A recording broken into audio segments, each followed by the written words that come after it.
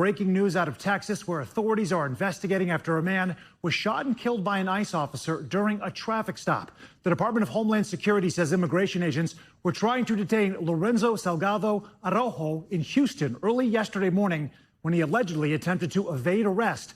DHS says Araujo rammed a law enforcement vehicle, forcing an ICE officer to fire his weapon in what the department has characterized as self-defense. In a new video posted to social media, Araujo can be seen lying on the ground along with several other men who were in the vehicle at the time. Araujo was taken to the hospital shortly afterwards, where he then died. NBC News senior Homeland Security correspondent Julia Ainsley joining us now from Washington. Julia, Araujo's son is now speaking out, saying that his father, quote, did not deserve this. What else is the family saying? And what are we hearing from DHS about the officer's self-defense claim?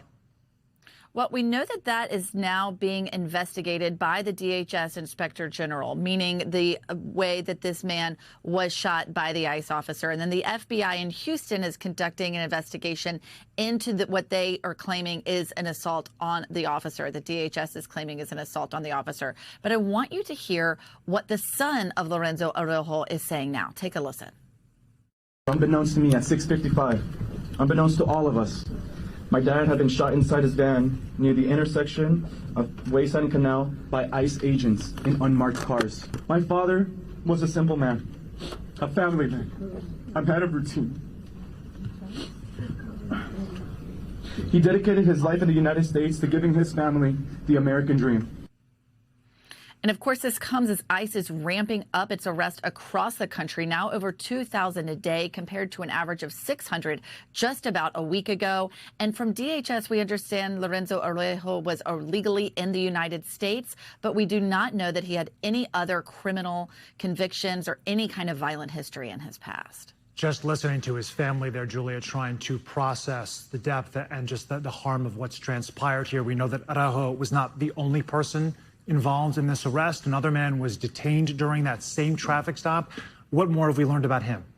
That's right. That is Daniel Pantojo, and we can see him on the ground in that video that we got from a doorbell camera of a neighbor there. We don't know as much about what he witnessed, haven't heard from him yet, but we did hear from his stepson, who posted this. If we could bring up this screen, he said, "We don't know where he is detained," talking about his father, "but we're hoping we can get a call tomorrow and go from there."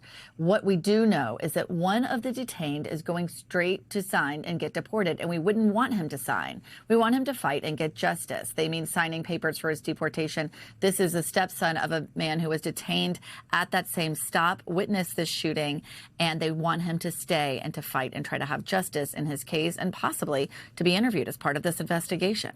Yeah, we'll see where it goes from here. Julia Ainsley with the very latest. Thank you so much. We thank you for watching, and remember, stay updated on breaking news and top stories on the NBC News app or watch live on our YouTube channel.